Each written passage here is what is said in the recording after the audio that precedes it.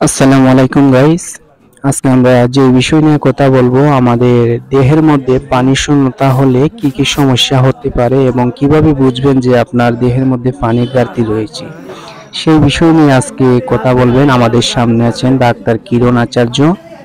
ওনার কাছ থেকে আজকে আমরা জানবো আমাদের দেহের মধ্যে পানি শূন্যতা হলে কি কি সমস্যা হবে এবং কিভাবে বুঝবেন যে আমাদের দেহের মধ্যে পানির ঘাটতি রয়েছে। আপনারা সবাই সাথে থাকবেন আমাদের। ধন্যবাদ মোহাম্মদ হুসাইন আপনাকে।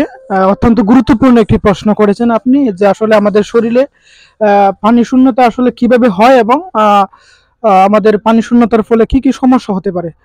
আমি মনে করি এই প্রশ্নটি অত্যন্ত গুরুত্বপূর্ণ। বর্তমান সময়ে আমরা দেখতে পাচ্ছি বাংলাদেশের যে মানুষ, এখানকার যে ঋতুক্রমে কিন্তু শীতকাল আমরা পেরিয়ে গ্রীষ্মের দিকে আমরা পদার্পণ করছি। সেক্ষেত্রে আমাদের শীতকালে যখন আমাদের তাপমাত্রা একদম নেমে যায়, তখন কিন্তু বাঙালিরা অধিকাংশ সময় কিন্তু পানি যে পান করার যে একটা মাত্রা থাকে সেটা তারা এড়িয়ে যায়।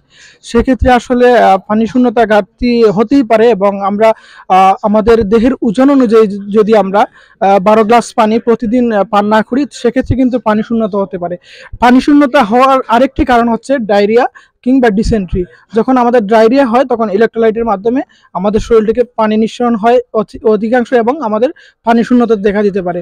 এবং এখন আসছি কিভাবে সেই পানি শূন্যতা রোধ করতে হবে। আমি প্রথমেই বলছিলাম যে 12 থেকে 14 গ্লাস পানি পান করতে হবে। সেটি আমাদের যতই শীত হোক না কেন, আমাদের উচিত এই 12 থেকে 14 গ্লাস পানি পান করা, এবং প্রতিদিন আমাদের যে খাবারগুলো খাই অবশ্যই এখানে প্রোটিন এবং পটাশিয়াম জাতীয় খাদ্য খাওয়া, এবং প্রতিদিনের খাবারের রুটিনে আমরা আয়োডিনের পরিমাণও রাখতে পারবো ঠিক করে। সেক্ষেত্রে আমাদের পানি শূন্যতা রোধ করা সম্ভব, এবং আমরা বিশুদ্ধ আর্সেনিক মুক্ত পানি পান করব। ধন্যবাদ হুসাইন আপনাকে সুন্দর একটি প্রশ্ন করার জন্য। আশা করি দর্শকদের কাজে লাগবে এবং পানির ব্যবহারটা আমরা ঠিক করে করব। ধন্যবাদ।